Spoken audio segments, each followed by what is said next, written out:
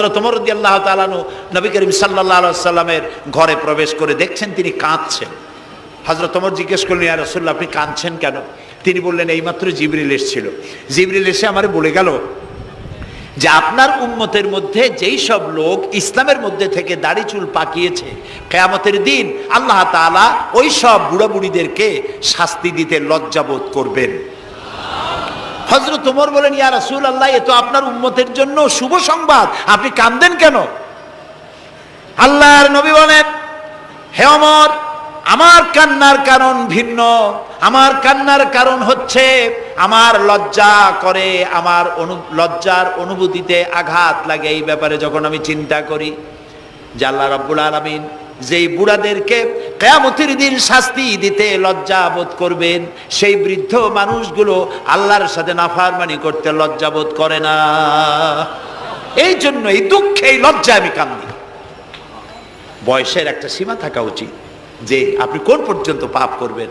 বুড়া হয়ে গেছে, তারপরও মদ খায়, তারপরে জেনা, ব্যভিচার, শয়তানি, বদমাশি, দাঁড়িয়ে এগুলি কি? দাড়ি চুল পাকা এগুলি কি? এগুলি আগে পাকতো না কারো। পৃথিবীতে সর্বপ্রথম দাড়ি আর চুল পেকেছে হযরত ইব্রাহিম আলাইহিস সালামের, এর আগে কারো দাড়ি চুল পাকে নাই। ইব্রাহিম আলাইহিস সালাম প্রশ্ন করলেন আল্লাহর কাছে যে আল্লাহ তাআলা, এটা কি হলো আমার? আল্লাহ তাআলা বললেন, এটা হচ্ছে ওয়াকার, এটা মর্যাদা, তোমার সম্মানকে বাড়িয়ে দেওয়া হলো। তো দাড়ি চুল পাকলে সম্মান বাড়ে। এই দাড়ি চুল পাকলো, এগুলি সিগন্যাল, সংকেত। দাড়ি পাকছে, সংকেত দেওয়া হলো তুমি কিন্তু বয়সের প্রান্তে এসেছো। চোখে কম দেখো, আর একটা সিগন্যাল, মৌতের আর একটা সিগন্যাল। খাইয়া হজম করতে পারো না, আর একটা সিগন্যাল। তুমি ঘুমাইতে পারো না, রাতের বেলা ঘুম আসে না, আর একটা সিগন্যাল। দাঁড়াতে পারো না, কোমর ব্যথা করে, আর একটা সিগন্যাল। একটার পর একটা সিগন্যাল আসতেছে, 1 নম্বর, 2 নম্বর, ডেঞ্জার সিগন্যাল নাম্বার 10। তারপরে হুশ হয় না মানুষের। নাউযুবিল্লাহি মিন যালিক। আল্লাহ তাআলা আমাদের হুশে আসার তৌফিক দান করুন, আমরা বলি আমিন। প্রিয় ভাই সব, খুব লম্বা করা যাবে না।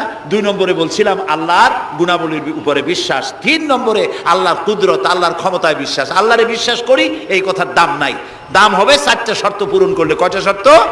3 নম্বরে আল্লাহর ক্ষমতা। 3 নম্বরে কি? আল্লাহর ক্ষমতা কি?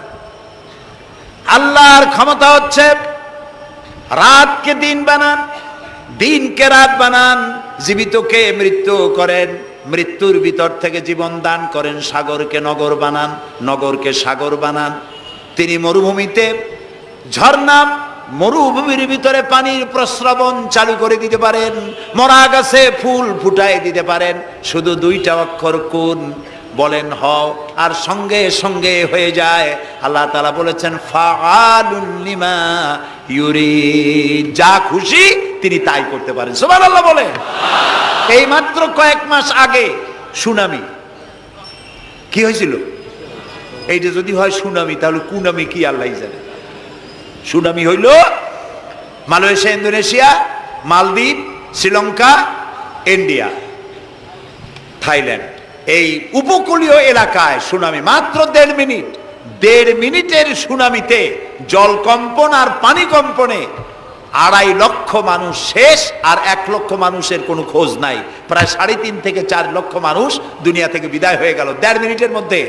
আর সমুদ্রের পানি 33 থেকে 35 ফিট উঁচু হয়ে পানি এসে নগর, গাড়ি বাড়ি ভেঙে চুরে পাতার মতো, শুষ্ক পাতার মতো সব উড়িয়ে ভাসিয়ে শেষ করে দিল। সুবহানাল্লাহ।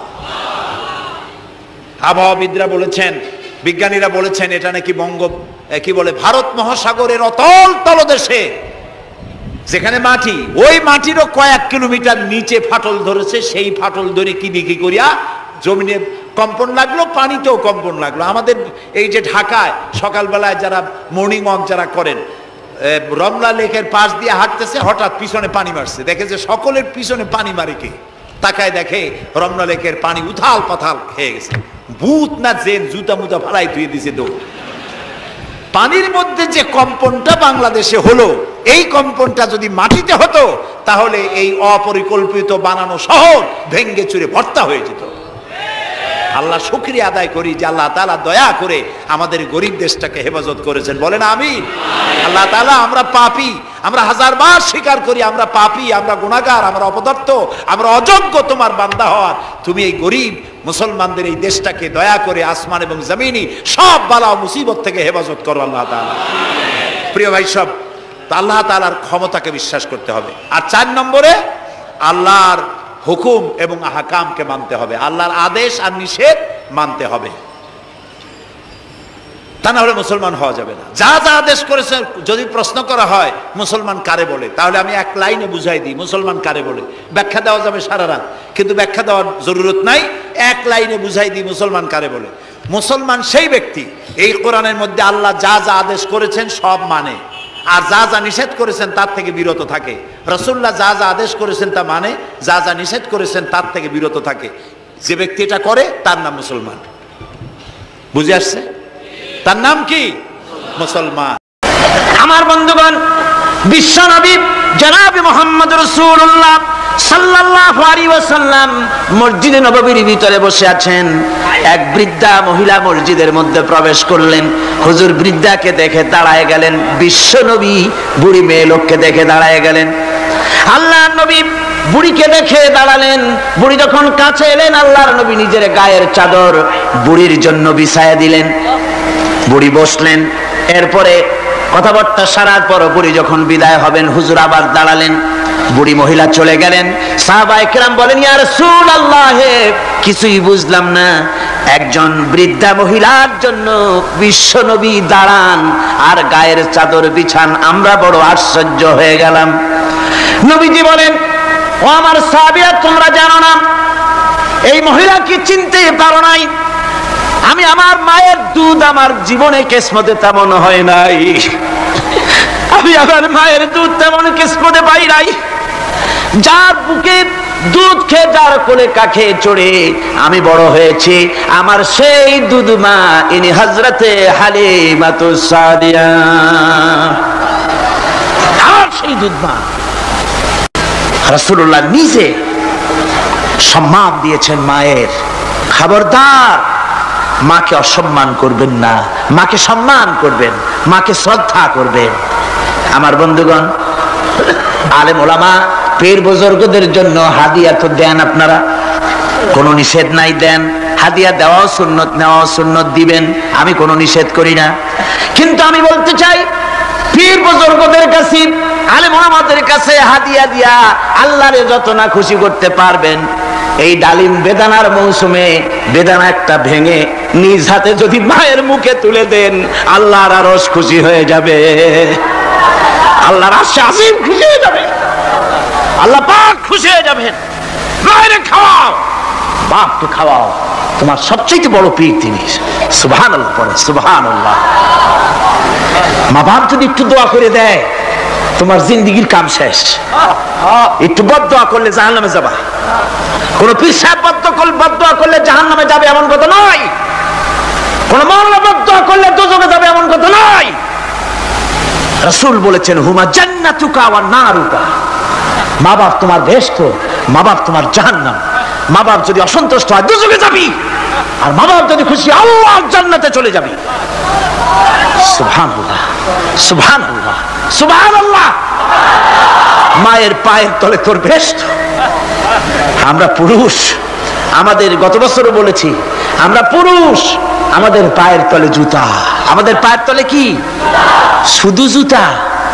আর আমার মা, আমার মায়ের জাতি যারা এই প্যান্ডেলে বসে আছেন, আমার মায়েরা, বোনেরা, মায়ের জাতি যারা পৃথিবীতে, মায়ের জাতির পায়ের তলে আল্লাহর বেহেশত। সুবহানাল্লাহ। নারীর মর্যাদা ইসলাম দেয় নাই, কে দিয়েছে? আল্লাহ দিয়েছেন, আল্লাহর রাসূল দিয়েছেন। আমার বন্ধুগণ, হযরত বাইজিদ বুস্তামি, ছোট্ট বাচ্চা ছেলে, গভীর রাতে মা অসুস্থ, পানির পিপাসায় জেগে উঠেছেন। বাবারে, পিপাসায় শেষ হয়ে গেলাম, পানি দাও। ছেলে ঘরের ভিতরে পানি না পেয়ে বাইরে দৌড়াদৌড়ি করলেন। অনেক দূর থেকে পানি নিয়ে এসে দেখেন মা ঘুমায় গেছেন। পানি নিয়ে দাঁড়ানো, পৌষ মাস, মাঘ মাসের শীতের রাত, ফজরের সময় মায়ের ঘুম ভেঙে গেল। তাকিয়ে দেখেন বাইজিদ দাঁড়ানো, হাতে পানি থরথর করে কাঁপছে। জিজ্ঞাসা করে, বাইজিদ তুমি দাঁড়ানো কেন?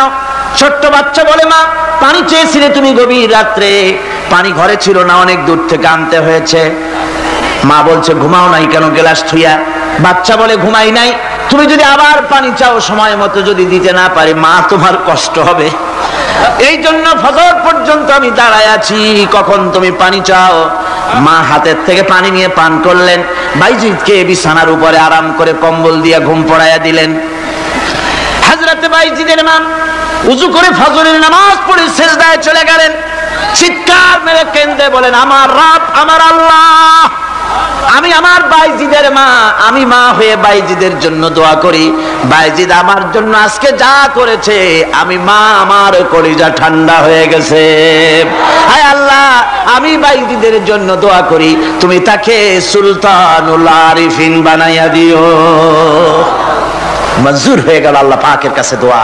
আমার ভাইরা, আল্লাহ পাক বলছেন, খবরদার, আমার ইবাদতের পরে মা বাপ, আল্লাহর ইবাদতের পরে কারা? মা বাপ। মা বাপকে সম্মান করো, শ্রদ্ধা করো, মোহাব্বত করো, কিসমত খুলে যাবে, কিসমত খুলে যাবে। মা বাপকে সম্মান করো। হযরত আবু হুরায়রা রাদিয়াল্লাহু তাআলা আনহু রাসূলের সামনে এসে কাঁদতেছেন। হুজুর বলছেন, আবু হুরায়রা কাঁদো কেন? কাঁদো কেন? রাতের বেলা কাঁদো কেন? হযরত আবু হুরায়রা বলছেন, হুজুর, আমাকে মা মেরেছেন। হুজুর বলছেন, মা মারলো কেন? কোন অপরাধ করেছো? কোন গোস্তাখি করেছো?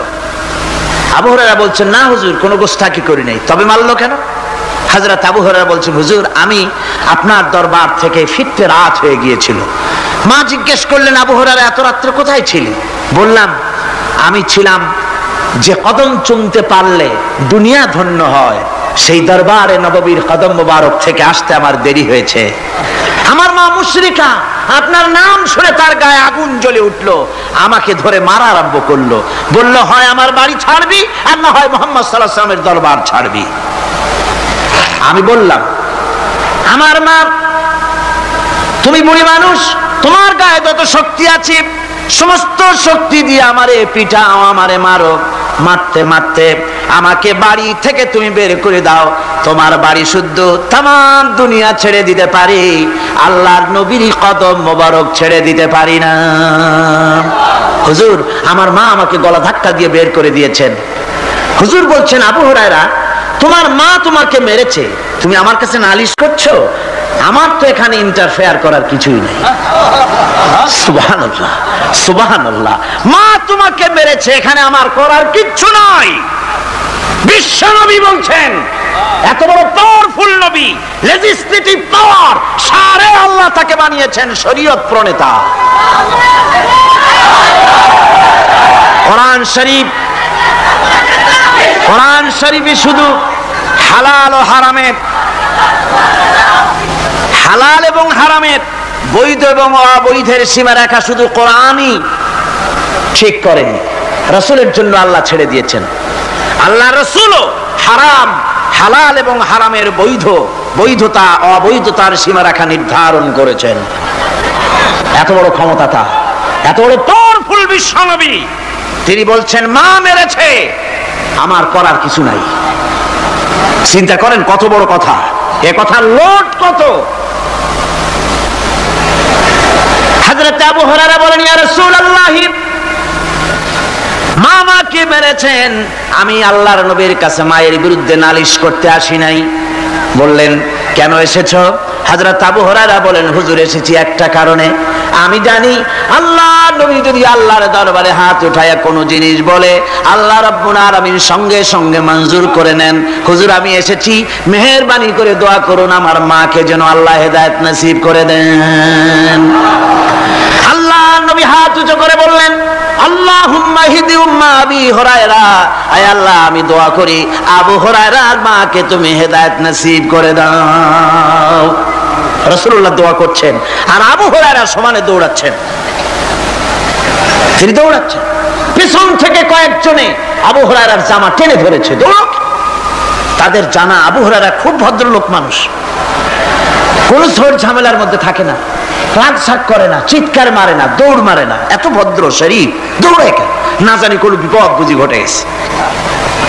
পিছন থেকে জামা টেনে ধরে বলে, দৌড়াও কেন?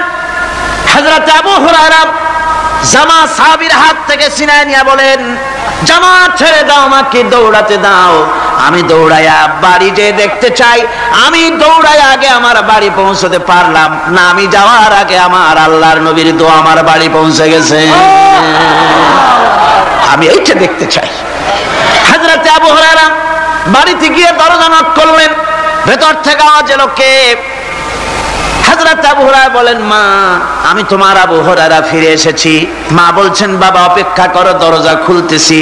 হযরত আবু হুরায়রা বলেন, মায়ের গলার আওয়াজের ভিতরে শিরকিয়াতের কর্কশতা পেলাম না, মায়ের গলার আওয়াজের ভিতরে তাওহীদের গন্ধ পেলাম। আমার মনে হলো তীর নিক্ষিপ্ত তীর তার নিশানায় পৌঁছে গেছে। কিছুক্ষণ পর মা আমার বেরিয়ে এলেন, মাথা থেকে চুলের থেকে বুড়ি মানুষ, সাদা চুলের ভিতর থেকে পানি পড়তেছে। মা বলল, বাবারে, তোমারে মারার পর আমি বড় অনুতপ্ত হয়েছি, অনুশোচনা করেছি, আমি গোসল করেছি, মনে মনে ভাবলাম আমার ছেলে তো কোনো খারাপ জায়গায় যায় নাই, কেন তারে মারলাম? আমি বড় লজ্জায় পড়েছি তোমারে মেরে। ও আমার আবু হুরায়রা, আমি গোসল করেছি, পবিত্র হয়ে গেছি, জলদি করে আমাকে নিয়ে চলো বিশ্ব নবী জনাবে মুহাম্মদুর রাসূলুল্লাহর দরবারে। হযরত আবু হুরায়রা মা ঘোষণা করলেন, আশহাদু আল্লা ইলাহা ইল্লাল্লাহু ওয়াহদাহু লা শারীকা লাহু ওয়া আশহাদু আন্না মুহাম্মাদান আবদুহু ওয়া রাসূলুহু। আমার ভাইরা, মা বাপ সবচেয়ে সম্মানের জিনিস। আল্লাহর ইবাদতের পরই মা বাপের খেদমত করতে হবে। আল্লাহ পাক বলছেন, বান্দারে দেখ, মায়ের পেট থেকে আনলাম, মায়ের বুকের মধ্যে মহব্বত পয়দা করলাম, এত মহব্বত দিলাম তোর উপরে, যে কোনো বিদেশে যান, যেখানে যান, বাড়িতে ফিরলে পরে সকলে ছেলে মেয়ে ভাই বোন সবাই দেখবে সুটকেসে আমার জন্য আনছে কি। সবাই চিন্তা করবে আমার জন্য কি এনেছে। একমাত্র মা সন্তানের মুখের দিকে তাকাবে, কখন খাইছে সে। সুবহানাল্লাহ, সুবহানাল্লাহ, আমার বাসার মুখখানে শুকনা, তুই বুঝি আজকে কিছু খাইস নাই। বিদেশে যেসব সন্তান থাকে, মা কাটা কবুতরের মতো ছটফট করে। আমার ছোটবেলার কথা আমি দেখেছি। সরসিরা মাদ্রাসায় পড়তাম, আব্বা টাকা দিতেন মাদ্রাসায় যাওয়ার সময়, আবার মা আবার মুরগির ডিম বিক্রি করা, বিভিন্ন জিনিস বিক্রি করা বা বাজার করার পয়সা, উদ্বৃত্ত কিছু পয়সা আব্বার অজান্তে আমার হাতের মুঠার মধ্যে দিয়ে দিতেন। যখন মাদ্রাসার দিকে রওনা হয়েছি, পর্দার আড়াল থেকে দরজা থেকে দেখতাম, যতক্ষণ তাকায় দেখতেছি চোখ থেকে পানি দরদর করে পড়তেছে। সুবহানাল্লাহ, মা কি জিনিস! আল্লাহ আল্লাহ আল্লাহ। বিদেশে যদি কারো সন্তান মারা যায়, সবার জানার আগে কবি বলতেছেন, বিদেশে বিরাজ্যজাত পুত্র মারা যায়, পশু পক্ষী না জানিতে আগে জানে মায়। মায়ের কলিজার তারে টান লেগে যায়, মা বুঝতে পারে আমার সন্তানটা নাই। আহারে মা! আমার বন্ধুগণ, মা যার বেঁচে আছে বেয়াদবি করেছেন, পাও ধরে মাপ নিয়ে নেবেন, পাও ধরে মাপ নিয়ে নেবেন। মা তো পা ধরে দেখবেন মাফ করে দিবে। সুবহানাল্লাহ, সুবহানাল্লাহ, কত দরদ তার বুকের মধ্যে। আলামিনের হাবিব জনাব মুহাম্মদুর রাসূলুল্লাহ সাল্লাল্লাহু আলাইহি ওয়াসাল্লাম বলেছেন, কিয়ামতের ময়দানে আল্লাহর কসম করে বলছি, সেদিন জাহান্নামীদের ভীষণ কষ্ট হবে, আর জান্নাতীদের জন্য অত্যন্ত আসান হবে, অবস্থাটা খুবই আরামের হবে। নবীজি বলেন, এক ফরজ নামাজ, এক ওয়াক্ত ফরজ নামাজ আদায় করতে যে সময়টুকুন লাগে, কিয়ামতের মাঠের এই সময়, এত বড় বিরাট লম্বা সময়, জান্নাতীদের জন্য এরকম হালকা হয়ে যাবে। সুবহানাল্লাহ। হযরত আবু সাঈদ খুদরী রাদিয়াল্লাহু তাআলা আনহু হাদিস কেন বর্ণনা করেছেন, এক ওয়াক্ত নামাজ, একটা ফরজ নামাজ পড়তে যতটুকুন সময় লাগে, এতটুকুন সময়ের ভেতরে জান্নাতীদের কারবার শেষ হয়ে যাবে। সুবহানাল্লাহ বিহামদি। আর ওদের কারবার তো শেষই হবে না। وَيَوْمَ تَشَقَّقُ السَّمَاءُ بِالْغَمَامِ وَنُزِّلَ الْمَلَائِكَةُ تَنزِيلًا। ওরা ফেরেশতা দেখতে চায়, সেদিন আসমান সমূহ বিদীর্ণ হয়ে মেঘ পুঞ্জ বেরিয়ে আসবে, আত্মপ্রকাশ করবে, তার ভেতর থেকে ফেরেশতারা ক্রমাগত নাজিল হতে থাকবে। আর অবস্থাটাই হবে আল মুলকু ইয়াউমাইযিনিল হাক্কু লিররহমান ওয়া কানা ইয়াওমান আলাল কাফিরিনা আসীরা। আর সেদিনে বাদশাহী হবে কেবলমাত্র রহমানেরই। ওয়া কানা ইয়াওমান আলাল কাফিরিনা আসীরা। আর সেই কিয়ামতের দিন, সেই সময়টা হবে কাফেরদের জন্য বড়ই কঠিন। এখানে কিয়ামতের কিছু কথা বলা হচ্ছে, কিছু আভাস দেওয়া হচ্ছে যে আসমান সমূহ বিদীর্ণ হয়ে মেঘ পিণ্ড বেরিয়ে আসবে এবং তার থেকে ক্রমাগত ফেরেশতারা নাজিল হতে থাকবে। আল্লাহর হাবিব বলেছেন, কেউ যদি কিয়ামতের দৃশ্য দেখতে চায় সেজন্য সূরা ইজা শামসু কুবিরাত ওয়া ইজা সামাউ ফাতারাত ইজা সামাউ শাক্কাত এই সূরাগুলি যেন পড়ে, তাহলে কিয়ামতের দৃশ্য তার চোখের সামনে প্রতিভাত হবে। কিয়ামতের দৃশ্যটা আসলে কেমন হবে সেই সূরাগুলি তেলাওয়াত করলে সে বুঝতে পারবে। যেমন আল্লাহ পাক বলছেন, ইজাস সামাউ ফাতারাত ওয়া ইযাল কাওয়াকিবু তাসারাত ওয়া ইযাল বিহারু ফুজ্জিরাত ওয়া ইযাল কুবুরু বুসিরাত। যখন আকাশসমূহ চূর্ণ বিচূর্ণ হয়ে যাবে আর তারকাসমূহ বিক্ষিপ্ত হয়ে পড়বে, সমুদ্র মহাসমুদ্রগুলি দীর্ণ বিদীর্ণ হয়ে যাবে, কবরগুলি সব উদ্গীরণ করে দেবে, তার মধ্যে যা আছে সে সবগুলি। আবার আল্লাহ পাক বলেন, ইযাশ শামসু কুবিরাত ওয়া ইযান নুজুমুন কাদারাত ওয়া ইযাল জিবালু সুয়্যিরাত। সূর্য যখন ঢেকে যাবে, তারকাগুলি যখন বিপর্যস্ত হয়ে যাবে আর পাহাড়গুলি যখন চালিয়ে দেওয়া হবে, এই দৃশ্য তোমরা দেখতে পাবে। فَإِذَا النُّجُومُ طُمِسَتْ وَإِذَا السَّمَاءُ فُرِجَتْ وَإِذَا الْجِبَالُ نُسِفَتْ। সেদিন অবস্থা এমন হবে, সমস্ত তারকাগুলি স্তিমিত হয়ে যাবে আর আকাশসমূহ দীর্ণ বিদীর্ণ হয়ে যাবে। আর দেখতে পাবে পাহাড়গুলি, সমস্ত পাহাড়গুলিকে উড়িয়ে দেওয়া হবে। আবার অবস্থা আরো কি হবে, فَإِذَا بَرِقَ الْبَصَرُ وَخَسَفَ الْقَمَرُ وَجُمِعَ الشَّمْسُ وَالْقَمَرُ। যখন চক্ষু বিস্ফারিত হয়ে যাবে মানুষের, চাঁদ আর সূর্য নিষ্প্রভ হয়ে যাবে, সব একাকার হয়ে যাবে, চন্দ্র এবং সূর্য তার অস্তিত্বকে হারিয়ে ফেলবে। শুধু তাই নয়, ওয়াহুমিলাতিল আরদু ওয়াল জিবালু ফাদুক্কাতা দাক্কাতাও ওয়াহিদা। জমিন ও পাহাড়গুলির মধ্যে সংঘর্ষ লাগিয়ে দেওয়া হবে আর তা এক ধাক্কায় জমিন এবং সমস্ত পাহাড়গুলি চূর্ণ বিচূর্ণ হয়ে যাবে। সুবহানাল্লাহ ওয়া বিহামদিহি।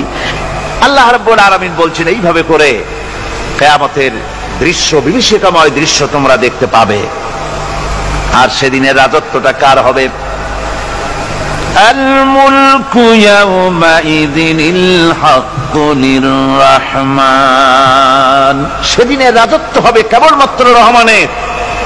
অর্থাৎ যেসব কৃত্রিম বাদশাহী দেখে তোমাদের চোখে ধাঁধা লেগে গিয়েছে, তোমাদেরকে দুনিয়ার বাদশাহী দেখে তোমরা ধোঁকায় পড়ে গিয়েছো, এসব বাদশাহী কিছুই টিকবে না সেদিন। সেদিন শুধু বাদশাহী থাকবে একমাত্র আল্লাহ পাকের। কার থাকবে বাদশাহী? যারা বলেন কার? আল্লাহ রাব্বুল আলামিন যখন কিছুই থাকবে না ঘোষণা করবেন, লিমানিল মুলকুল ইয়াউম লিল্লাহিল ওয়াহিদুল কাহ্হার। আজকে কার রাজত্ব? চারিদিক থেকে আওয়াজ আসতে থাকবে, পরাক্রমশালী আল্লাহ রাব্বুল আলামিনের রাজত্ব আর কারো নয়। হাদিস শরীফে এসেছে, বুখারী মুসলিম শরীফের হাদিসে এসেছে, আল্লাহর নবী বলেন, আল্লাহ রাব্বুল আলামিন তখন তার এক হাতে আকাশ মণ্ডলীকে ধারণ করবেন, আর এক হাতে জমিনকে ধারণ করবেন। আকাশ মণ্ডলী এক হাতে, জমিন এক হাতে। এভাবে আল্লাহ রাব্বুল আলামিন বলবেন, আইনাল জাব্বারুন আইনাল মুতাকাব্বিরুন।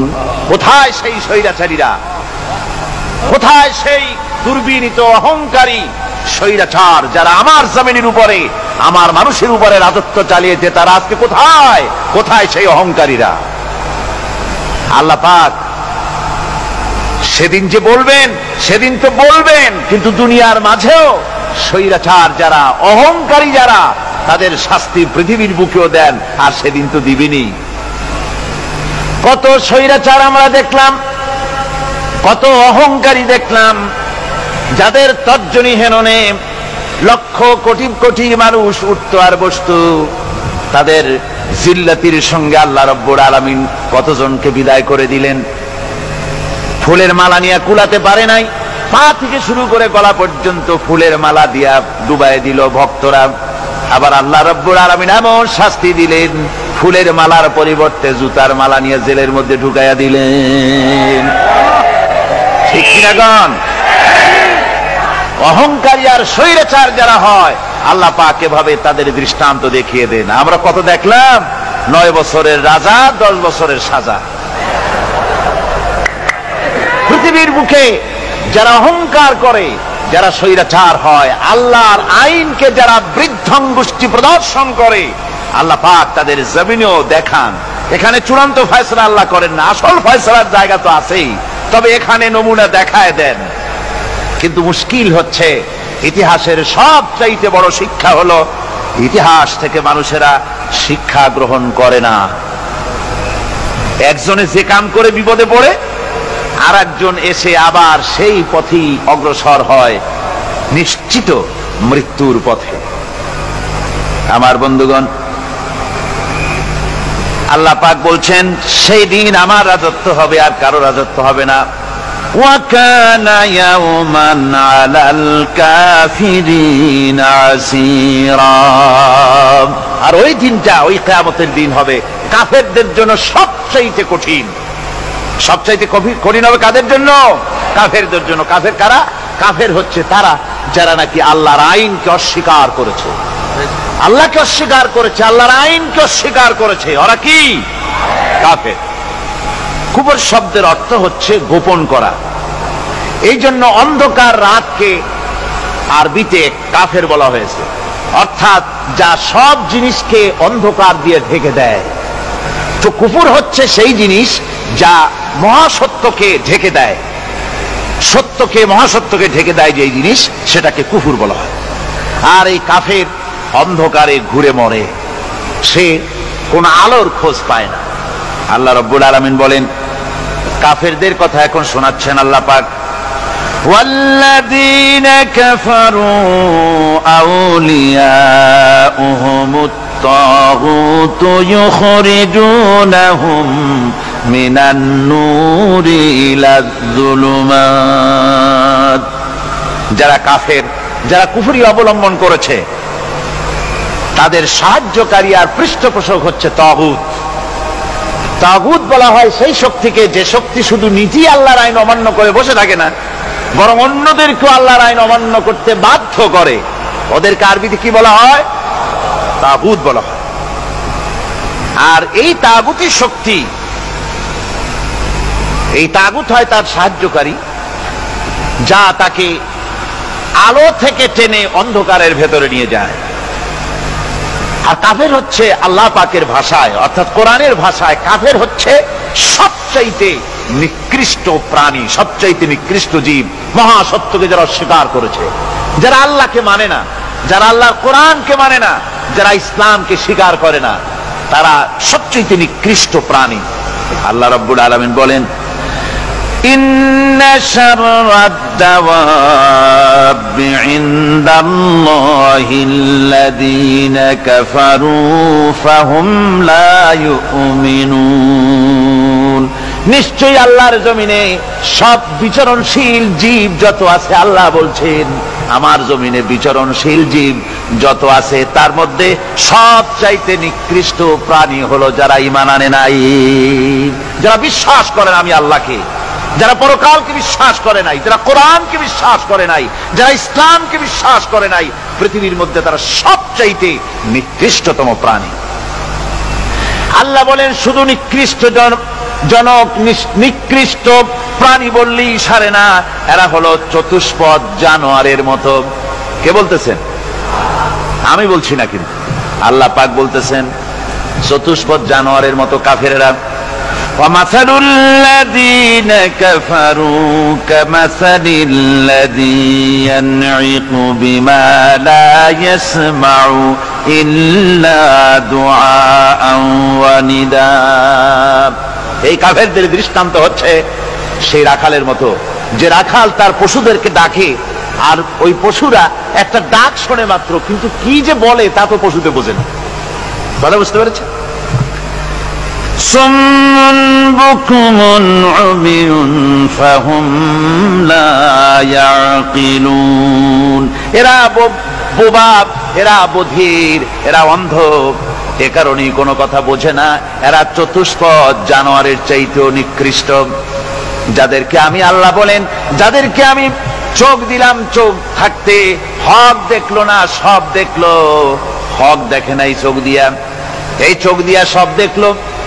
নারীর সৌন্দর্য উপভোগ করলো আর নারীর অঙ্গ প্রত্যঙ্গ নিয়ে নানা ধরনের গল্প লিখলো, কবিতা লিখলো, কিন্তু এই সৌন্দর্য যিনি দিলেন তারেও চিনল না।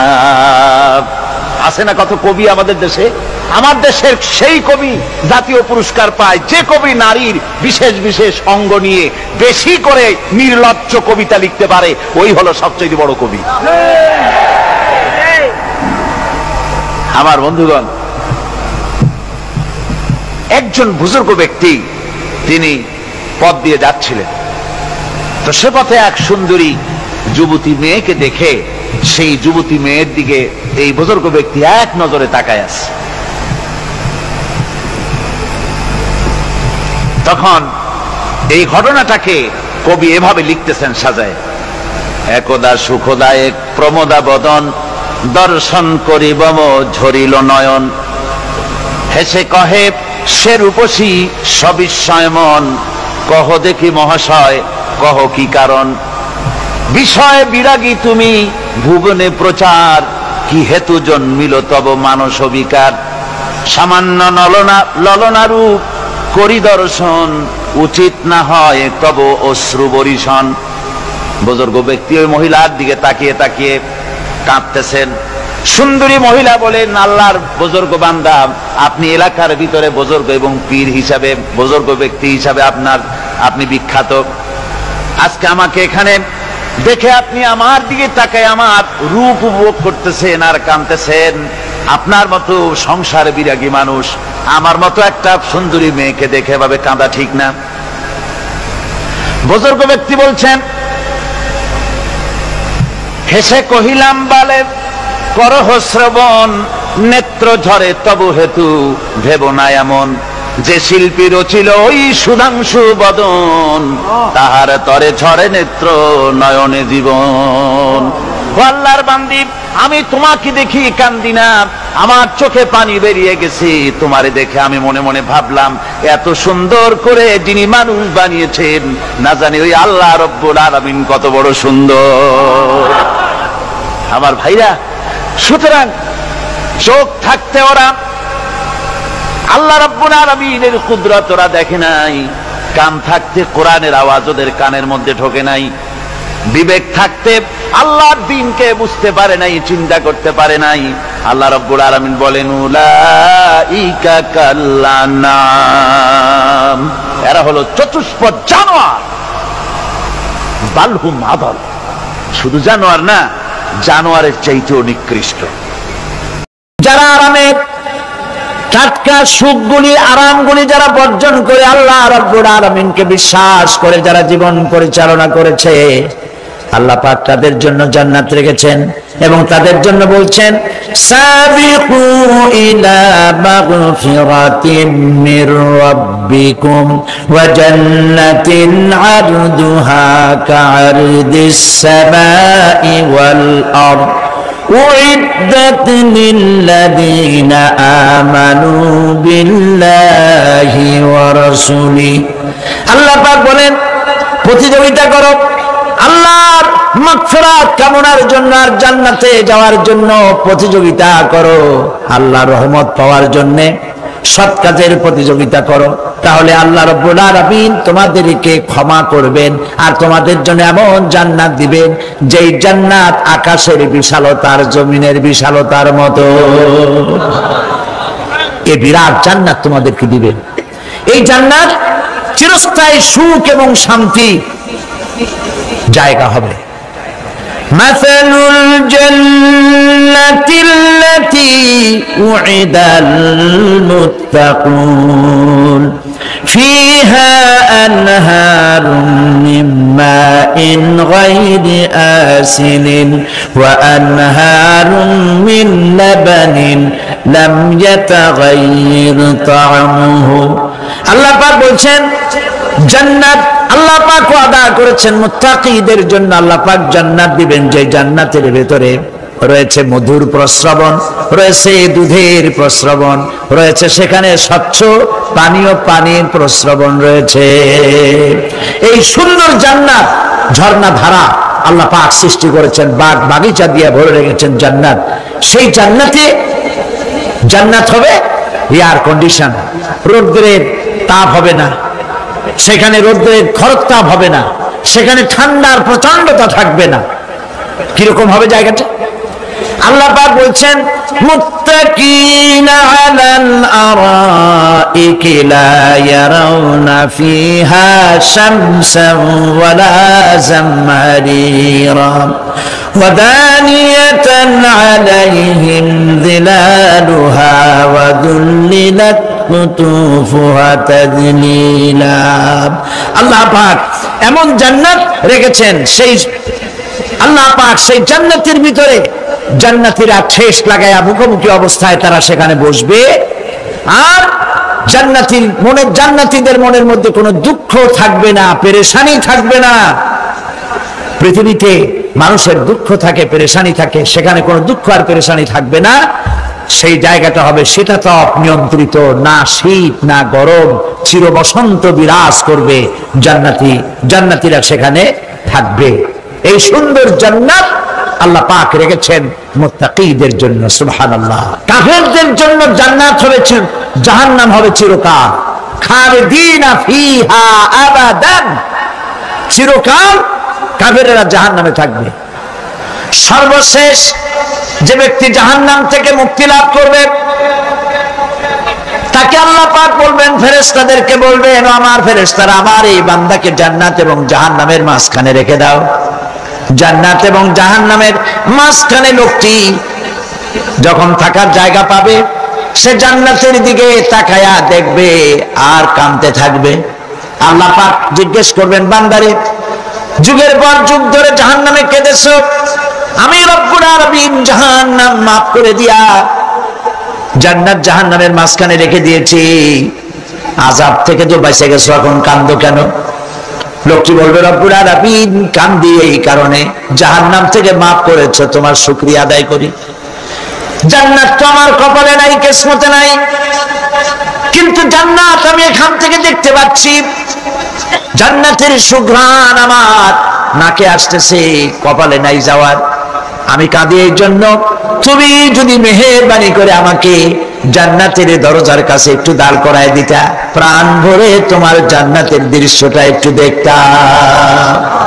আল্লাহ পাক তার আরজি পূরণ করবেন, বলবেন যাও, ফেরেশতাদের বলবেন এর জান্নাতের দরজার কাছে দাঁড় করায় দাও। জান্নাতের দরজার কাছে দাঁড়িয়ে লোকটি আবার কান্না শুরু করবে। আল্লাহ পাক প্রশ্ন করবেন, এবার কান্দো কেন? লোকটি বলবে, রব্বুল আলামিন কান্দি এই কারণে, জান্নাতের এই দরজায় দাঁড়ায়া জান্নাতের অফুরন্ত নেয়ামত কিছুই ভালো করে দেখা যায় না, শুধু অল্প জায়গা দেখি। যদি তুমি আমারে দয়া করে জান্নাতের মাঝখানে দাঁড় করায় দিতা, চতুর্দিকে তাকায়া তাকায়া দেখা কলিজারে ঠান্ডা বানাইতাম। তবে আমি ওয়াদা করি জান্নাতের কোনো নাজ নেয়ামত, কোনো ফল আমি খাবো না, ধরবো না, সইব না। একটুখানি মেহেরবানি করে মাঝখানে দাঁড় করাইয়া দাও, জানদারে ঠান্ডা করি। আল্লাহ রাব্বুল আলামিন ফেরেশতারে বলবেন, আমার এই বান্দারে জান্নাতের মাঝখানে দাঁড় করাইয়া দে। আল্লাহর নবী বলেন, জান্নাতের মাঝখানে দাঁড়িয়ে লোকটি আগের চাইতে আরো জোরে চিৎকার মেরে কাঁদতে থাকবে। আল্লাহ পাক বলবেন, বান্দারে কি হলো তোর? দরজার কাছে আসতে চাইছিলে, আইনা দিলাম। আবার এবার মাঝখানে আসতে চাইছো, তাও এনে দিয়েছি। আবার কান্দো কেন? লোকটি বলবে, রব্বুল আলামিন এবার কান্দি এই জন্যে, তুমি যখন দয়া করে একটিবার জান্নাতের মাঝখানে এনে আমাকে দাঁড় করায় দিয়েছো, তুমি রহমান রহিম গফুরুর রহিম, এই জান্নাত থেকে আবার আর বাইর করে দিও না। আল্লাহ রাব্বুল আলামিন বলবেন, ও আমার বান্দারে, আমার এই জান্নাত তোর খুব পছন্দ হয়েছে নাকি? লোকটি বলবে, রব্বুল আলামিন কলিজা ঠান্ডা হয়ে গেছে, ভাবতেও পারি না এই জান্নাত এত সুন্দর। আল্লাহ পাক বলবেন, বান্দারে এরকম একটি নয়, দুইটা নয়, তোর জন্য আমি 10টা জান্নাত এরকম রিজার্ভ করে রাখছি। সুবহানাল্লাহ। আল্লাহ পাককে ভয় করে পৃথিবীর সমস্ত পাপ থেকে যারা নিজেকে রক্ষা করবে, আল্লাহ তাদের জন্য এই জান্নাত রেখে দিয়েছেন। সুবহানাল্লাহ। সেই জান্নাতের রিসিপশন আপনারা আন্দাজ করতে পারবেন না, রিসিপশন কারে কয়। কি আর প্রধানমন্ত্রী আর প্রেসিডেন্ট, 4-5টা পুলিশ আর আর্মি এসে একটা ফাঁক করে সেলুট মারলো, বাস শেষ হয়ে গেল, এরকম না। জান্নাতীদেরকে রিসিপশন দেওয়া হবে। জান্নাতীরা যখন আল্লাহর হুকুমে জান্নাতের দিকে যেতে লাগবে, আর যখন জান্নাতের কাছে চলে যাবে, আল্লাহ রাব্বুল আলামিন শোনায় দিচ্ছেন, হাত্তা ইযা জাউহা ফুতিহাত আবওয়াবুহা ওয়া ক্বালা লাহুম খাজানাতুহা সালামুন আলাইকুম তিবতুম ফাদখুলুহা খালিদিন। সুবহানাল্লাহ। জান্নাতীরা যখন জান্নাতে প্রবেশ করার দরজার মুখোমুখি হবে, দ্বার রক্ষীগণ তখন বলবে, সালামুন আলাইকুম, আল্লাহর শান্তি তোমাদের উপরে বর্ষিত হোক। সুবহানাল্লাহ।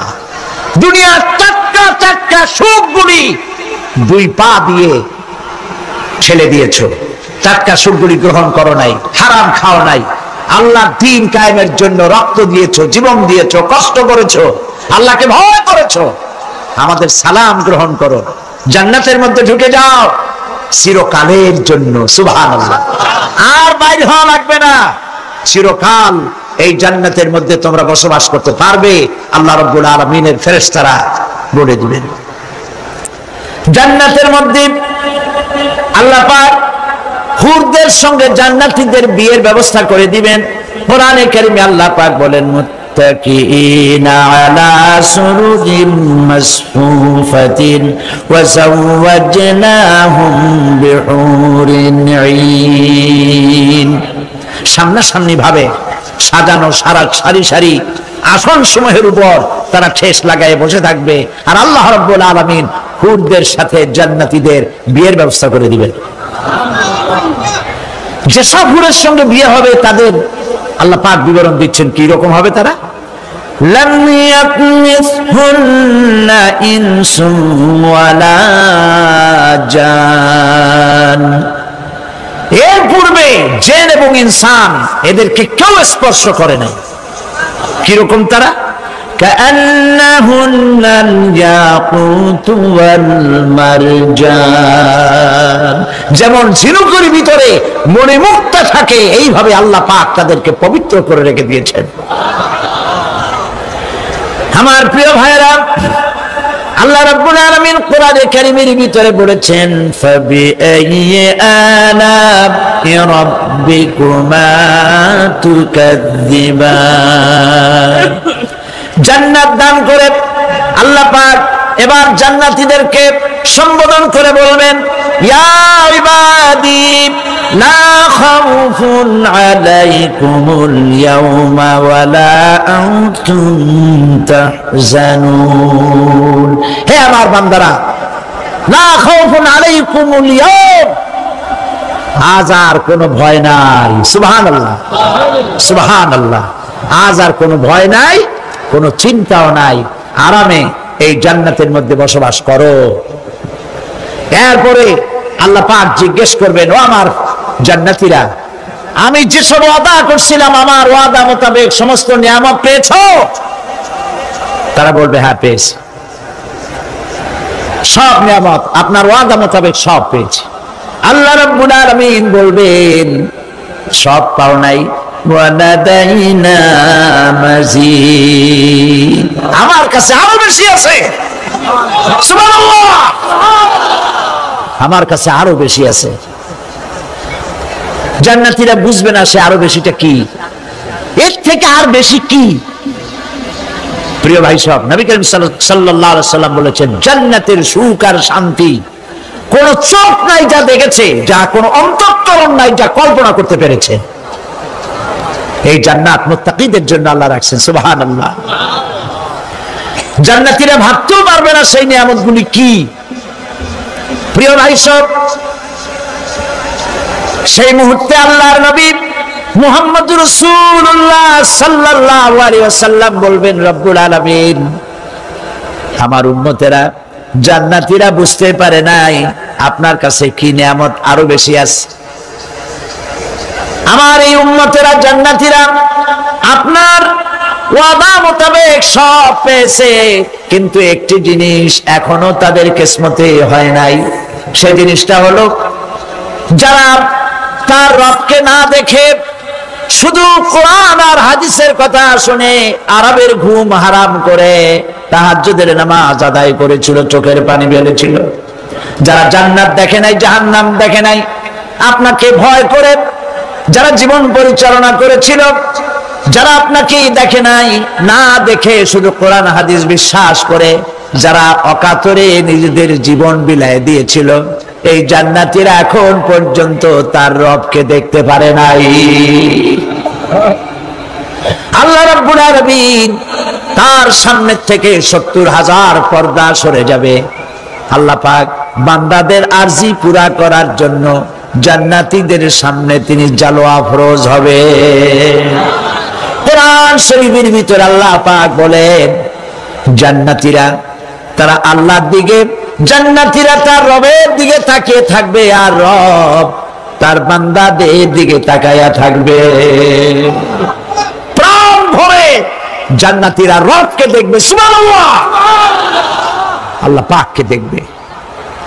প্রাণ খুলে আজ দোয়া করি, রব্বুল আলামিন, জান্নাতের যেই পরিবেশে, যেই জায়গায় তুমি দয়া করে তোমার গোলামদেরকে তুমি নিজেই দর্শন দিবে, দেখা দিবে। মনিব গো, ও আমাদের রব, আজ এই বিশাল জনসমুদ্র নিয়ে তোমার দরবারে আবেগ ভরা কণ্ঠে বলি, যে অনুষ্ঠানটি তুমি এমন মুবারক অনুষ্ঠান করবে যেখানে তুমি জান্নাতীদেরকে দেখা দিবে, ওই জান্নাতের কোনো একটি, ওই অনুষ্ঠানের কোনো একটি কোনায় কানায় আমাদেরকেও দাঁড় করাইয়া দেখান তো।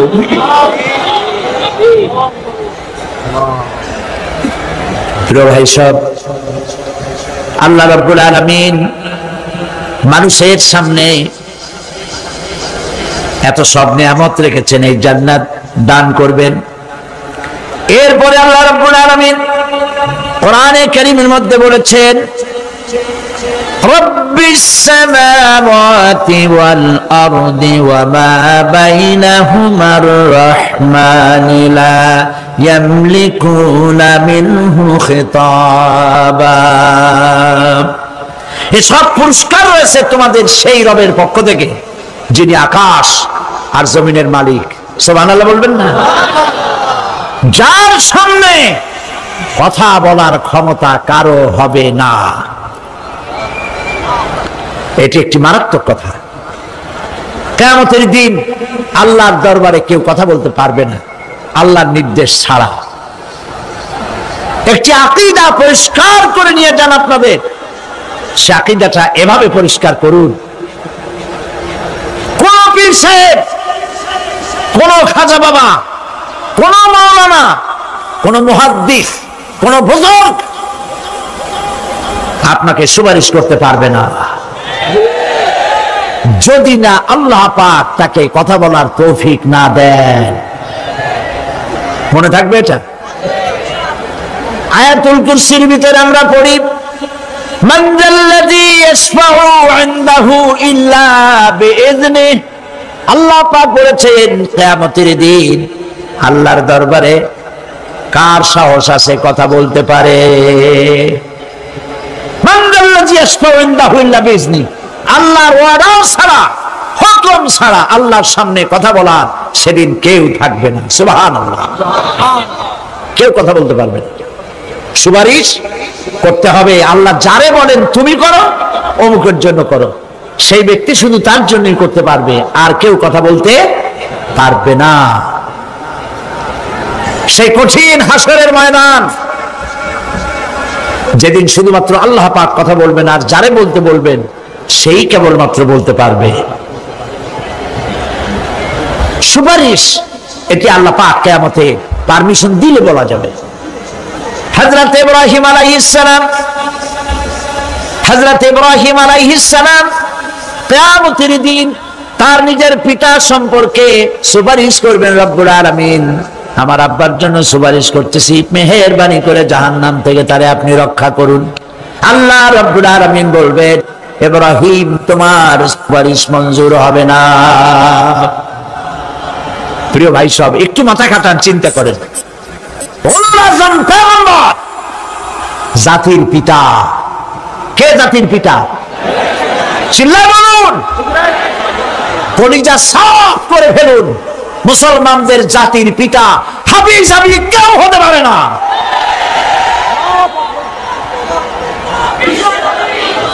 মিল্লাতা আবিকুম ইব্রাহিম। ইব্রাহিম আলাইহিস সালাম এই মিল্লাতের পিতা। সুবহানাল্লাহ। হযরত ইব্রাহিম আলাইহিস সালাম কিয়ামতের দিন বলবেন, আল্লাহ আমার আব্বার জন্য সুপারিশ করছি। আল্লাহ পাক বলবেন মঞ্জুর হবে না। আসর তোমার পিতা হতে পারে, কিন্তু আমার খলিলকে আগুনে ফেলার জন্য নমরুদকে সে সহযোগিতা করেছে, আমি তোমার পিতাকে ক্ষমা করব না।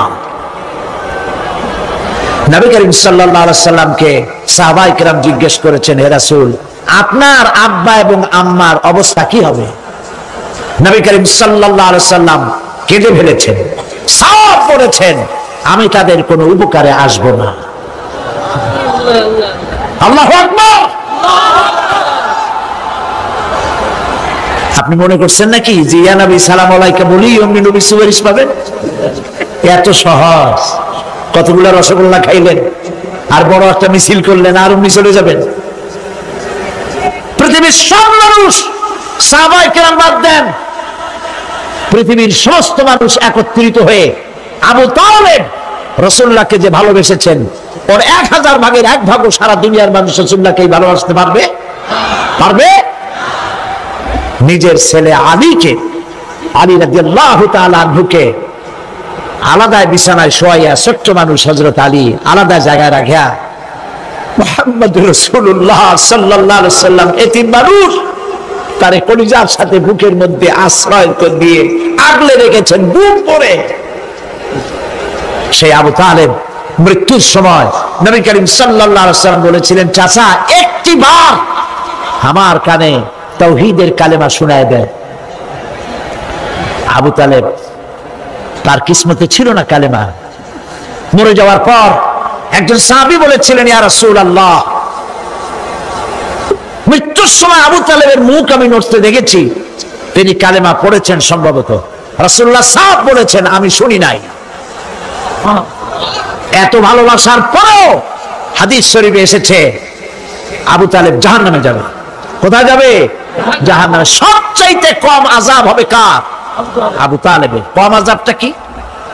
হাদিস শরীফে এসেছে কম আযাব হলো জাহান্নামের আগুন দিয়ে এক জোড়া জুতা তৈরি করে আবু তালেবের পায়ে পরিয়ে দেওয়া হবে।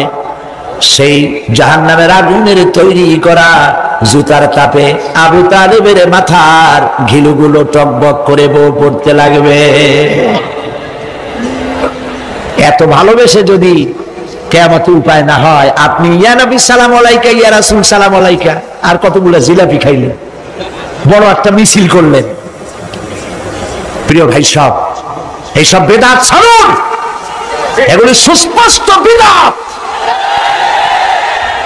রাসূলুল্লাহকে ভালোবাসবেন, সাহাবীরা যেভাবে ভালোবেসেছেন ওইভাবে ভালোবাসবেন।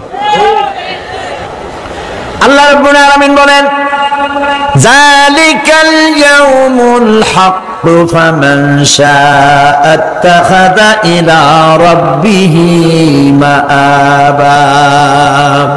এই দিনটি অবশ্যই আসবে, সেদিনটি নিশ্চিতভাবে আসবে। আর এখন যার ইচ্ছা সে তার রবের দিকে অগ্রসর হোক।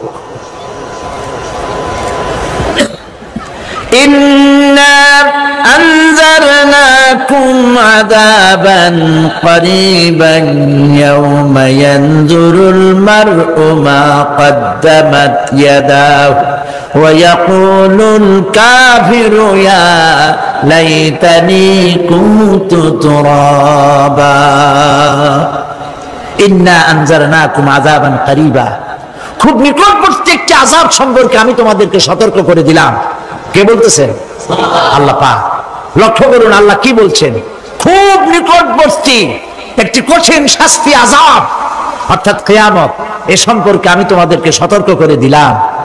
ইয়াউমা ইয়ানজুরুল মার'উ মা কদ্দামাত ইয়াদা, সেদিন প্রত্যেকটি লোক যা সে পাঠিয়ে দিয়েছিল এখানে, অর্থাৎ যা করেছিল সেগুলি সে দেখতে পাবে। আর তখন ওয়ায়াকুলুল কাফিরু ইয়া লাইতানি কুনতু তুরাবা। সেই কিয়ামতের ময়দানে অবস্থা দেখে কাফেররা বলবে, আহারে মানুষ না হইয়া যদি মাটি হইয়া যেতাম, যদি মাটি হতাম, যদি মানুষ না হয়ে না জন্মতাম, আজ এই হাসরের ময়দানে এইখানে এই বিচারের মুখোমুখি হতাম না, মাটি হইলে বরং অনেক ভালো হতো। এই পৃথিবীতে আমরা এসেছি, চলে যাব, যাওয়ার আগে এই কোরআন একটি বিশাল জনগোষ্ঠী এমন বানাতে চেয়েছে যে জনগোষ্ঠী এই কোরআন দিয়ে একটি বিশাল সমাজ গড়বে, রাষ্ট্র গড়বে, এমন রাষ্ট্র গড়বে যেই রাষ্ট্রে দুঃখ থাকবে না, অশান্তি থাকবে না, যেখানে সুখ থাকবে, সমৃদ্ধি থাকবে, আর কিয়ামতের দিন আল্লাহর জান্নাতে তারা চলে যাবে। তেমন একটি সমাজকে আমরা চাই। সবাই বলেন, সেরকম একটি সমাজকে আমরা চাই। প্রিয় ভাই সব, কিয়ামতের দিন আমরা যেতে চাই জান্নাতে। কোথায় যেতে চাই বলেন? জোরে বলেন। এই জান্নাতে যাওয়ার জন্য দুইটা কাজ করতে হবে। কয়টা কাজ? আল্লাহ রাব্বুল আলামিন বলেন, ফামান কানা ইয়ারজু লিকাআ রাব্বিহি ফালইয়ামাল আমালান সালিহান ওয়া লা ইউশরিক বিইবাদাতি রাব্বিহি আহাদা। আল্লাহ পাক বলেন, যে বাজারা আমার সঙ্গে দেখা করতে চায় কিয়ামতে, দুইটা কাজ করা লাগবে। বলেন কয়টা কাজ? একটা হলো নেক আমল। কি আমল বলেন? নেক আমল। নেক আমল কারে বলে? নেক আমল করতে হলে আবার দুইটা শর্ত লাগে। এক নম্বরে কাজটা করতে হবে আল্লাহরে খুশি করার জন্য। কারে খুশি করার জন্য?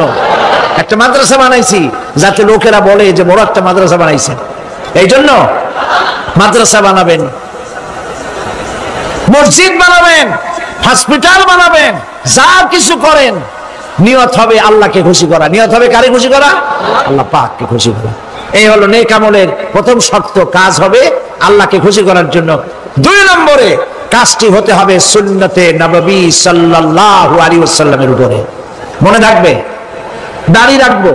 কেন রাখবো? রাসূলের সুন্নাত। রাখবো কারে খুশি করার জন্য? আল্লাহ খুশি করার জন্য। রাখবো কার মতো?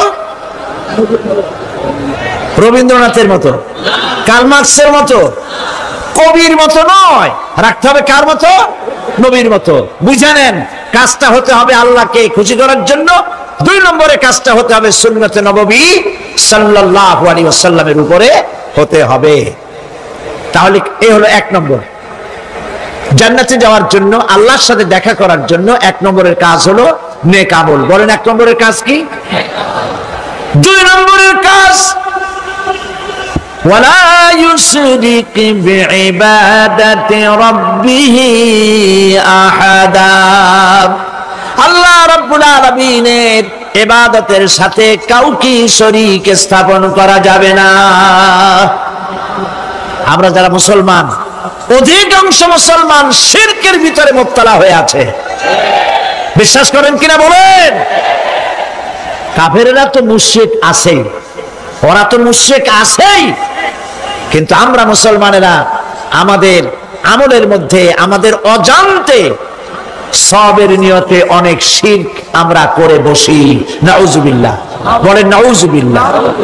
এই জন্য আমি বারবার সতর্ক করি, নিজেকেও করি, আপনাদেরকেও করি। এই কারণে করি, শিরকের গুনাহ আল্লাহ মাফ করবেন না।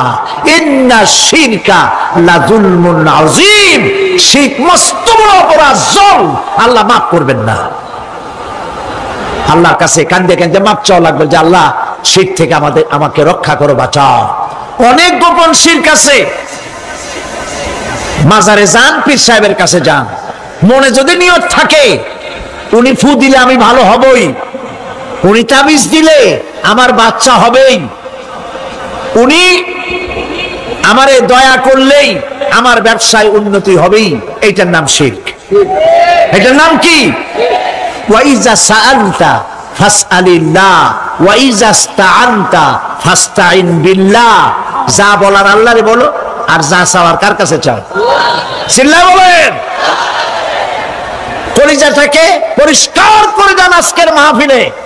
এই কলিজায় কারো প্রতি কোনো ভয় রাখবো না আল্লাহ ছাড়া। ভয় করবো কারে বলেন? মহব্বত আল্লাহ ছাড়া, এত বেশি মহব্বত আর কাউকে করব না। আল্লাহ তাআলা আমাদের কলিজায় তোমার ভয় এবং মহব্বত দিয়ে ভরে দাও, রাসূলের মহব্বত দিয়ে আমাদের দিলকে ভরে দাও।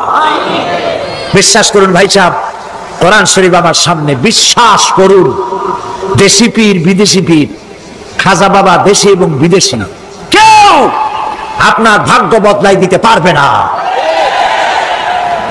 এই পিছনে দৌড়ায় দৌড়ায় কোনো লাভ নয়। এতক্ষণ মসজিদের ভেতরে বসে আল্লাহর কাছে কাঁদেন। ফাকালা রাব্বুকুম উদউনি আস্তাজিব লাকুম। তোমার রব বলেছে আমারে ডাকো, আমি ডাকের সাড়া দিয়ে দেব। সুবহানাল্লাহ। আর আল্লাহ বলেছেন আমার ইবাদতের সাথে কাউকে শরীক করবে না। খবরদার। আলাইসাল্লাহু বিকাফিন আবদা। আল্লাহ প্রশ্ন করছেন, আলাইসাল্লাহু বিকাফিন আবদা, আমি কি আমার বান্দার জন্য যথেষ্ট নই? চিল্লায় বলুন অবশ্যই যথেষ্ট। আবার বলেন অবশ্যই যথেষ্ট। কলিজা সাফ করে ফেলেন। সম্রাট শাহজাহান, দিল্লির সম্রাট, হাবিজাবি সম্রাট না, দিল্লির সম্রাট। এখন কোথায়? কবরের মধ্যে। কবি বলতেছেন, শাহনে জাহাं को जिन्हें फक्र से देते थे बाज, शाहने जहां को जिन्हें फक्र से देते थे बाज, वाज कब्र में है सूरह अलहम्दु की मोहताज। সারা ভারতবর্ষ যারা ট্যাক্স দিয়ে নিজেকে সৌভাগ্যবান বলে মনে করত, সে আজ কবরের মধ্যে ভিক্ষুকের মতো সূরা আল-হামদুর মতো একটি সূরার মুহতাজ হয়ে ভিক্ষুকের মতো শুয়ে আছে। সম্রাট শাহজাহান মসজিদে বসে আছে, এক ফকির ঘুরতেছে। লোকেরা কয় ছোটবেলা থেকেই তোমার খয়রাত করতে দেখলাম, ভিক্ষা কি জীবনেও যাবে না তোমার? লোকটি বলছে, আমি ভিক্ষা করবো ছাড়া আমার উপায়টা কি? এই লোকটি আমি ভিক্ষা করা ছাড়া করবো কি? লোকেরা তো আমার 4 টাকা 50 টাকা 100 টাকা দেয় না, 4 আনা 5 আনা 1 টাকা এই আমার দেয়, এই দিয়ে আমি বড় লোক হবো কেমন? লোকটি বলছে, আচ্ছা দেখো, তুমি তো জায়গা মতো যাইতে পারো নাই, বাদশার কাছে যাও, এমন দেওয়া দেবে জীবনে আর খয়রাত করা লাগবে না। তো বাদশার কাছে কি খয়রাতি যাইতে পারে কোনোদিন? হ্যাঁ, এখন পারবা। কেমনে? সম্রাট শাহজাহান এখন একা একা মসজিদে আছেন। তখনকার এসব বাদশারা অনেকে নামাজি ছিলেন, দিনদার ছিলেন। ফকির দরজার কাছে দাঁড়াইয়া দেখতে পাচ্ছে কেউ নাই, দেহরক্ষীরা দূরে দূরে দাঁড়ানো। বাদশাহ মসজিদের ভেতরে বসে হাত তুলে ঝুলতেছে আর কাঁদতেছে, চোখের পানি দিয়া দাঁড়িয়ে ভিজে ভিজে পড়ছে। এই দৃশ্য অনেকক্ষণ দেখলো ফকির। কিছুক্ষণ পর সম্রাট শাহজাহান মসজিদ থেকে বেরিয়ে আসছে। ফকির বলছে, আসসালামু আলাইকুম হুজুর। তিনি বললেন, ওয়ালাইকুম আসসালাম। চলে গেল। বাচ্চা বললো, আমার কাছে তো কেউ আইসা কিছু না চাইয়া তো যায় না, এরে দেখলাম খয়রাতির মতো কিছু চাইলো না, বেটা ভয় করলো নাকি? হ্যাঁ, এদিকে আসো। আসছে। ভয় পাইছো? কয় না, ভয় পাইনি। তো কিছু যে চাইলে না? ফকির বলছে, জাহাপানা, সত্যিই কিছু চাইতে আসছিলাম। তারপর চাইলে না কেন? ফকির বলছে, জাহাপানা, সারা জীবন ভিক্ষা করেছি, আর আজ দিল্লির সম্রাটের কাছে বেশি পাওয়ার লোভে এসেছি না, কিন্তু আপনার দশা দেখা আমার জ্ঞানের চোখ খুলে গেছে। আমি লক্ষ্য করে দেখলাম, আমি সম্রাটের কাছে চাইতে এসেছি, হাত তুলি নাই, বিনয় প্রকাশ করি নাই, চোখের পানি ফেলি নাই, কিন্তু লক্ষ্য করে দেখলাম দিল্লির সম্রাট আমার চাইতেও বড় ভিক্ষুকের মতো আবার কোন সম্রাটের কাছে হাত তুলে কান্দে। আমার জ্ঞানের চোখ খুলে গিয়েছে, আমি বুঝতে পেরেছি সম্রাট কান্দে যেই সম্রাটের কাছে, তারে ছাড়া আর কারো কাছে জীবনে চাইব না। আল্লাহ রাব্বুল আলামিনের কারবার উল্টা। যদি কোনো মানুষ গুনাহ করে, সেই গুনাহ থেকে যদি তওবা করে, চোখের পানি ফেলে যদি গুনাহ মাফ চায়, আল্লাহ বলেন শুধু গুনাহ মাফ করি না, গুনার খাতায় যে নাম থাকে ওই নামটাও আমি আল্লাহ মুছে ফেলে দেই, ওই নামটাও রাখি না, মুছে ফেলে দেই। সুবহানাল্লাহ। আল্লাহ হচ্ছেন রহমান রহিম। আল্লাহর কাছে যখন বান্দা কান্দে, গভীর রাত্রে, শেষ রাত্রে আল্লাহ রাব্বুল আলামিন প্রথম আকাশে আসেন। মুসলিম শরীফের হাদিস।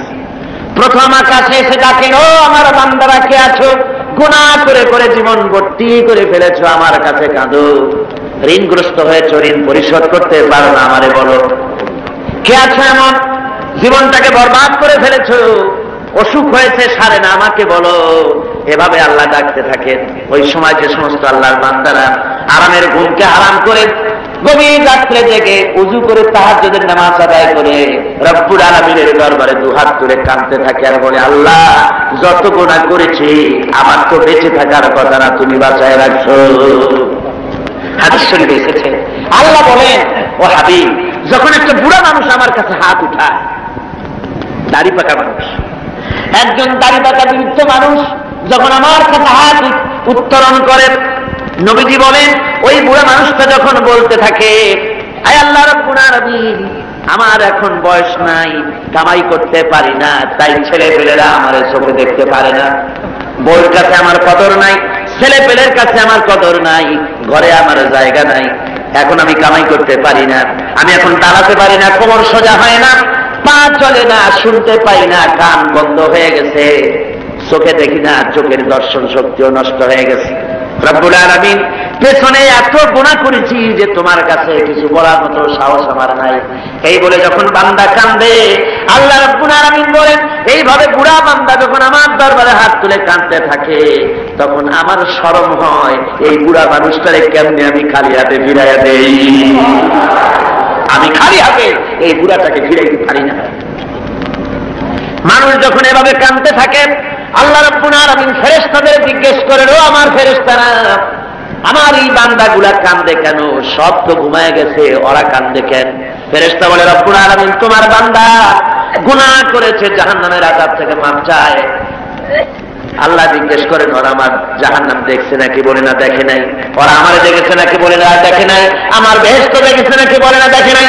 আল্লাহ বলেন ফেরেশতারা আমার বেহেশত দেখে নাই, দোজখ দেখে নাই, আমারে দেখে নাই, শুধু আমার নবীর কথা বিশ্বাস করেছে, আমার কোরআনের কথা বিশ্বাস করে আরামের ঘুমকে হারাম করে এই গভীর রাত্রে কিভাবে কাঁদতেছে।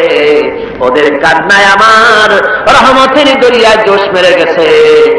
ও আমার ফেরেশতারা, তোরা সাক্ষী থেকে যা, আমার এই ক্রন্দনরত বান্দাগুলিকে আমি আল্লাহ মাফ করে দিলাম। আল্লাহ হচ্ছেন রহমান, রহিম, গফুর, গফার। এই হিসাবে আল্লাহকে বিশ্বাস করতে হবে। তিনি আমাদের মালিক, তিনি আমাদের মনি। এই আল্লাহরে মানুষ বিশ্বাস করে না। কয়েক পাতা ইংরেজি বই পড়িয়া তারপর কয় যে সব বুঝছি। বলে কি বুঝছো? কয় দেয়ার ইজ নো গড। মাথা খারাপ কথা না। দেয়ার ইজ নো গড, আল্লাহ বলতে কেউ নেই। সব নাকি এমনি এমনি হয়। এই যে আমাদের দেশে এক গরু পয়দা হয়েছে, আহমদ শরীফ, নাম শোনেন না আপনারা? আমরা বলেছি যে এটা তো আহমদ শরীফ না, এটার নাম হচ্ছে আহমাক। আহমাক, শরীফ, শরীফ, শরীফ মানে ভদ্র, আর শরীফ মানে দুষ্ট, আর আহমক মানে বেকুব। ওর হচ্ছে বোকা, একদিকে বোকা আর একদিকে দুষ্ট। বোকা কেন? বোকা এই জন্য বেচারা ডক্টরের ডিগ্রি করেছে, বিশ্ববিদ্যালয়ের শিক্ষক, লেখাপড়া জানে, বিজ্ঞান ব্যক্তি, অথচ মালিক চেনে না। মালিক চেনে, কিন্তু আমাদের দেশে গরুতেও মালিক চেনে। গরুতে মালিক চেনে না। বিলের মধ্যে, খোলার মধ্যে রাতের বেলা যাইয়া আপনি ডাক দেন আপনার গরুরে, যেখানে থাকুক আপনার কাছে ছুটে আসবে, ঠিক কিনা কর? বাড়িতে যদি গরু তো কিছুটা ভদ্র, কুত্তা, এই কুকুর আপনার বাড়িতে যদি শিকারী কুকুর থাকে, রাত্রিবেলায় যদি আপনার বাড়িতে আরেকজন যাইয়ে ওঠে আর যদি কাশি দেয়, তাহলে তাকে তাড়াইয়া নদী পার করে ছাড়বে না কর? আর আপনি গত রাত্রে যান, আওয়াজ দেওয়া লাগবে না, শুধু একটা কাশি দেবেন, কুকুর এসে আপনার পায়ে ল্যাজ গুলাবে, মুখ ঘষবে, ঠিক কিনা? হ্যাঁ রে, আল্লাহ কুত্তায়ও মালিক চেনে। আহমদ শরীফ এমন গরু, এমন কুকুরের চাইতে নিকৃষ্ট, মালিক রে চিনল না। জোরে কন্যা হুজুরিল্লাহ। এমন কপাল পোড়া। যেই লেখাপড়া শিখতে পারে সস্তাকে চেনা যায় না, ওই বিদ্যা 4 পয়সা মূল্য নাই। আছে মূল্য? মূল্য নাই। আল্লাহ রাব্বুল আলামিনকে বুড়ো আঙ্গুল দেখায়। আল্লাহ আবার এগুলোর কিছু কয় টয় না। পিঁপড়ায় যদি হাতিরে দেখে কয় যে কত বড় একখান হাতি হয়েছে, এই বলে যদি পিঁপড়া হাতিরে নিন্দামন্দ করে, হাতি কি তেড়ে আসে নাকি? পিঁপড়াকে তাড়াত করে? করেন। মানুষ তো আল্লাহর কাছে মানুষগুলো কি? কিছুই না, পিঁপড়ার চাইতেও ছোট। কিসের বড়াই মানুষের? আল্লাহ বলছেন ওয়াল্লাহুল গানিয়্যু ওয়া আনতুমুল ফুকারা, তোমরা সব ফকিরের গোষ্ঠী আর বেনিয়াজ, বেপরোয়া কেবলমাত্র আল্লাহ সুবহানাহু ওয়া তাআলা। পড়েন সবাই, কুল হুয়াল্লাহু আহাদ আল্লাহুস সামাদ লাম ইয়ালিদ ওয়া লাম ইউলাদ ওয়া লাম ইয়াকুল লাহু কুফুয়ান আহাদ। কুল হুয়াল্লাহু আহাদ, বলুন আল্লাহ এক এবং একক, নিরঙ্কুশ, বেনিয়াজ, তিনি কারো মুখাপেক্ষী নন। তাকে কেউ জন্ম দেয়নি, তিনিও কাউকে জন্ম দেন নাই। আকাশ আর জমিনে আল্লাহর সমকক্ষ কেউ নাই। জোরে বলেন সুবহানাল্লাহ। প্রচন্ড ক্ষমতার মালিক। রাতকে দিন বানাতে পারেন, সাগরকে নগর করতে পারেন, নগরকে সাগর বানায় দিতে পারেন, ফকিরকে ধরে প্রেসিডেন্ট বানায় দিতে পারেন, আবার কোটিপতিকে ভিক্ষুকে পরিণত করে দিতে পারেন। যে প্রেসিডেন্ট দেখা যায় গলা থেকে শুরু করে পা পর্যন্ত ফুলের মালা দিয়ে বোঝাই, সম্মানের কোনো অভাব নাই।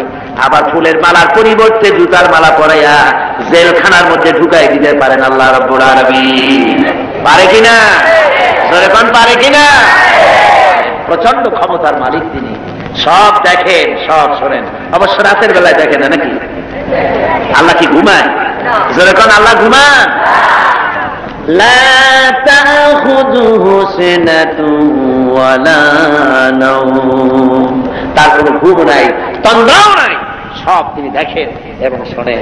আল্লাহর উপরে এরকমের ঈমান আনতে হবে, প্রচন্ড ঈমান তার উপরে রাখতে হবে, তার রহমতের উপরে ভরসা করতে হবে এবং এই কথা মনে রাখতে হবে যে আল্লাহ রাব্বুল আলামিন তিনি কেবল আমাদেরকে রহমত করতে পারবেন না, জাত করতে পারেন। ঈমান আনতে হবে আল্লাহর উপরে। আল্লাহর উপর ঈমান আনার অর্থই হলো আল্লাহর হুকুম মানা, আল্লাহর আইন মানা, আল্লাহর বিধান মানা, আল্লাহর শাসন মানা। এই কোরআনে কারিমে আল্লাহ যেসব কথা বলেছেন সেই কথা অনুযায়ী জীবনকে পরিচালনা করা, এটাই হলো আল্লাহর প্রতি ঈমান আনা। তো ঈমান আনার কথা যেখানে আল্লাহ বলেছেন সেখানে বলেছেন ওয়াবিলুস সালিহাত। ঈমান যেখানে, আমলে সালেহের কথা সেখানে।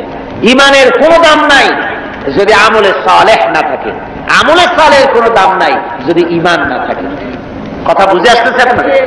দেখুন কোরআনে কারীমের ভিতরে অন্যত্র এসেছে ইন্নাল্লাযীনা আমানু ওয়া আমিলুস সালিহাতি কানাত লাহুম জান্নাতুল ফিরদাউসি নুজুলা। নিশ্চয়ই যারা ঈমান এনেছে এবং আমলে সালেহ করেছে তাদেরকে আল্লাহ রাব্বুল আলামিন জান্নাতুল ফিরদাউস দিবেন। তো এই যে ঈমান যেখানে, আমলে সালেহ সেখানে। আমলে সালেহ না হলে অর্থাৎ নেক কাজ, সৎ কাজ না হলে ঈমানের দাম নাই। এজন্য আমি দৃষ্টান্ত দিতে গিয়ে বলি ঈমান হলো একটা এক, ওয়ান, ওয়াহিদ, এক, একটা ফিগার। ঈমান হলো এক। আর আমলে সালেহ নেক কাজ হলো শূন্য। নেক কাজগুলি কি? কথা বলেন না কেন? নেক কাজগুলি কি?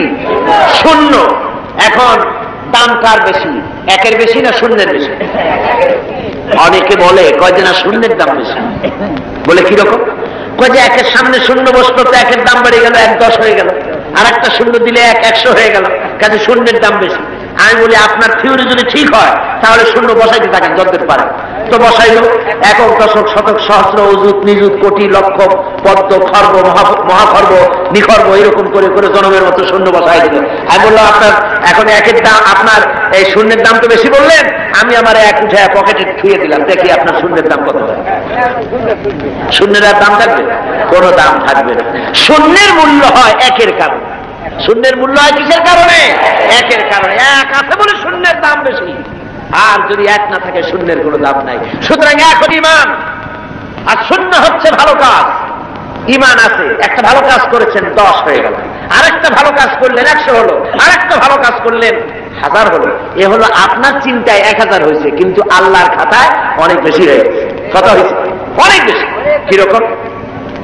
মানুষ যখন হযরত আদম আলাইহিস সালাম আর শয়তানকে আল্লাহ রাব্বুল আলামিন যখন পৃথিবীতে নির্বাসিত করে দিলেন, শয়তান তখন বলল যে আদমের কারণে আমার জীবন বরবাদ হয়ে গেল, আমার আমল নষ্ট হয়ে গেল, ওই আদম সন্তানকে আমি জাহান্নামের ভিতরে বেশি বেশি ঢুকাই দেব, আমি হায়াত চাই কিয়ামত পর্যন্ত। আল্লাহ হায়াত দিয়ে দিলেন।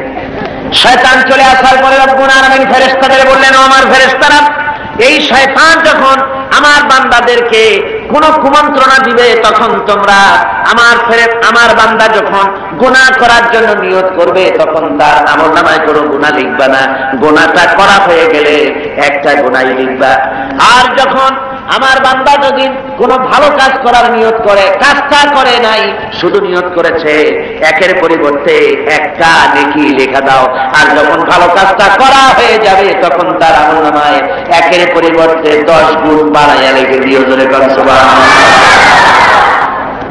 সুতরাং যত ভালো কাজ করবেন আপনার আমল বেড়ে যাবে। কি বেড়ে যাবে? আপনার আমল বাড়তে থাকবে। আর আপনার ঈমান নাই। অনেকে কয় যে হুজুর এমনি আমি মানুষ খুব ভালো, বলে কিরকম ভালো? কত মিথ্যা কথা কই না। তারপরে যে জায়গায় টিউবওয়েল নাই টিউবওয়েল করে দিই, কানা মানুষের চোখ ভালো করে দেওয়ার জন্য অপারেশনের ব্যবস্থা করি, এত মিসকিনরে খাইতে দিই, অনেক ভালো ভালো কাজ করি, খালি যা নামাজ পড়ি না, তাতে কি আমার ঈমান নষ্ট হয়েছে নাকি? আমি বলি ভাই ঈমানই তো নাই, নষ্ট হবে কি? ঈমান তো থাকা লাগবে। লা দীনা লিমান লা সালাতা লাহু, যার কাছে নামাজ নাই তার কাছে দ্বীন নাই, ঈমান নাই। মনে রাখবেন, যে ব্যক্তি নামাজ পড়ে না, মুসলমান বলে দাবি করা কোন অধিকার তার নাই, কোন দাম নাই। আপনি নামাজ পড়েন না তো আল্লাহর সামনেই মাথা নত হইল না, আপনি কিসের মুসলমান? ওরকম গরু শগুনিও খায়, কয় যে আমরা গরুর গোশত খাই, শগুনিও তো খায়। তা আমি দাড়ি রাখি, রবীন্দ্রনাথ তো দাড়ি রাখছে, কার্ল মার্কস তো দাড়ি রাখছে, মানে কি হয়েছে? কথা বুঝতে পেরেছেন? সুতরাং মাথা নত করতে হবে, আল্লাহরে সেজদা দিতে হবে। এমনি এমনি মুমিন হতে খাওয়া যাবে না। সবে বরাত আসলো, মাশাআল্লাহ, আগের থেকে রেডি, রুটি তৈরি, গোশত তৈরি, তারপরে গোসল করবে কোন জায়গায় তাও তৈরি। শোনা আছে যে প্রত্যেক ফোটায় ফোটায় 100 করে নেকি হবে গোসলের পানিতে। তেল তোল মাইখা ভালো করে গোসলের জন্য রেডি হয়ে গেছে। গোসল টোসল করিয়া এরপরে গোস্ত খাইলো খুব, গোস্ত টোস্ত খায় খায় তারপরে 2 রাকাত 6 রাকাত নামাজ পড়িয়া ঘুমায় গেল। মনে করলো যে পিছনের গুনাহ মাফ হয়েছে। না, এত সহজ না। কথা বুঝতে পেরেছেন? এত সহজ না। শেষ রাত্রে ঘুমাইয়া বদর নষ্ট করছে ওই পাগলের মধ্যে। এক পাগল বলছিল যে মিয়া তুমি গরু কেন? ভালো মানুষকে পাগলে বলতেছে গরু কেন? তাই ঘুরতেছি, গরু তালাশ করি, একটা গরু কিনবো, পরশুদিন কোরবানি হবে, কোরবানির গরু তালাশ করি কিনবো। পাওনা কয়জন পাইনি, পাওনা তো কি হয়েছে, একটু মাঠে কত গরু একটা ধরে নিয়ে জবাই দিল। কয়েকদিন তো তুমি পাগল, তোমার কথা, পরের গরু জবাই দিলে তো গুনাহ হবে, আমি গরু কিনে জবাই দেবো। তুমি পাগল, আমি পাগল না। পাগলে বলতেছে তুমি পাগল। তুমি কোরবানি উপলক্ষে একটা ভালো নিয়ত করে একটা গরু তুমি ধরবা, সে যা করবি ভালো নিয়ত করিয়া কোরবানির দিনে নামাজ পড়িয়া এসে আল্লাহু আকবার বলবে, জবাই দিয়ে দেবে। এখন তুমি চুরি করছো সেজন্য একটা পাপ হবে, আর আল্লাহ রাস্তায় কোরবানি করছো সেজন্য একটা সওয়াব হবে।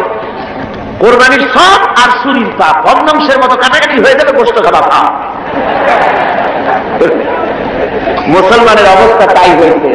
সারা বছর গুনাহ করে, ওজনে কম, খাদ্যে ভেজাল, চুরি, ডাকাতি, জুয়া, মিথ্যে কথা সব বলে।